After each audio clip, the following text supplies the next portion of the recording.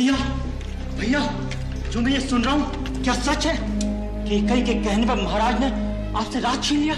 लक्ष्मण, माता कैकई को कैकई कहकर कब से पुकारना सीख लिया तुमने? आप बुलाओ उसे माता, मैं उस कुल घटनी को माता नहीं कहूंगा और मैं यह न्याय भी कभी नहीं होने दूंगा।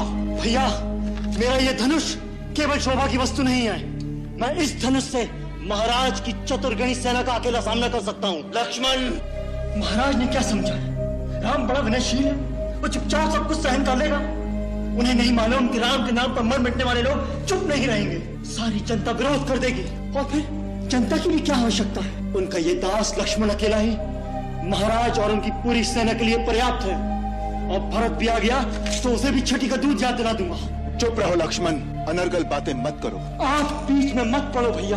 अन्याय सेना क्षत्रिय धर्म के विरुद्ध है। शत्रु वार करे और क्षत्रिय उसका उत्तर न दे, ये उसकी वीरता पर धिक्कार है। जो राज सिंहासन प्रजा में घोषणा करके आपको दिया जा चुका है, उस राज सिंहासन पर बैठने का अधिकारी कोई नहीं हो सकता, स्वयं महाराज भी नहीं। आपका ये लक्ष्मण यदि मर नहीं गया तो उस सिंहासन पर महारानी सीता के साथ आप विराजमान होंगे। महाराज दशरथ और उनके चहेते भरत दोनों आपके दरबार में करबद्ध खड़े होंगे। वाह, कितना सुंदर चित्र है। पिता हाथ बांधे सामने खड़ा है और पुत्र अपनी पत्नी के साथ आसन पर बैठा उन्हें आज्ञा दे रहा है। आकाश से उतरकर देवता भी आएंगे इस दृश्य को देखने के लिए कि अयोध्या में मानव सभ्यता ने कितनी उन्नति कर ली है। परंतु जब पिता ही अपने आचरण से गिर जाए, अपने धर्मात्मा पुत्र को एक स्त्री के सामने मत करो लक्ष्मण। यदि तुम्हारे इतने ही नीच विचार हैं, तो मुझे भैया कहना छोड़ दो और आज के बाद मुझे अपना मुंह न दिखाना। भैया, ये आप क्या कह रहे हैं? मैं आपके बिना कैसे जीवित रहूंगा? भैया, आप मेरे भगवान हैं। आपके साथ कोई अन्याय करे, आपके साथ कोई अत्याचार करने की बात करे, मैं कैसे चुप रहूं?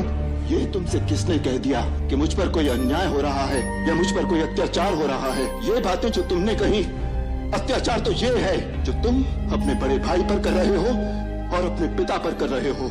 पिता पर? हाँ, पिताश्री पर। उनकी पीड़ा को समझते हो? जानते हो कि उनकी समस्या क्या है? जानते हो कि उन जैसा धीर वीर पुरुष इस समय किस धर्म संकट में है?